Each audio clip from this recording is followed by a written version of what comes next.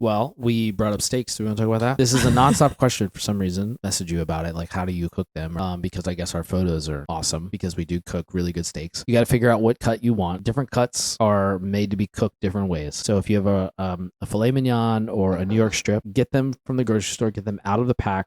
Pat them dry with paper towels. Anything leaner and tender, it's good on the pan, cast iron pan. If I had to give you any tip, it is buy a camp stove on Amazon. They're like $80. Do it outside because smoke is an issue. Once you get that pan as hot as you can, it's going to start smoking. Now, it depends on the thickness here, right? But I like a thicker steak because if you want to go for a medium rare, medium, which is what I prefer, if your steak is too thin and you hard sear it, you're going to cook it too fast. Right. So you want like a good inch and a half. At least inch, but ideally like inch and a half. The press is good for even the thickest steaks. Yeah, it won't hurt the thicker steaks. You need to get like a hefty one though. You need to get a solid cast iron heavy press that when you put it on top of your steak, it's actually giving substantial weight. The reason for that is because you want contact. The steak needs to make contact with the pan. You can flip it as much as you want. I don't think it makes a difference. I like to flip it every minute or so, and I like to move it around the pan. So if you have a little bigger cast iron pan, it's nice because you'll get heat in different spots. So you want to move it around. Keep flipping till you have it done, and then lower the heat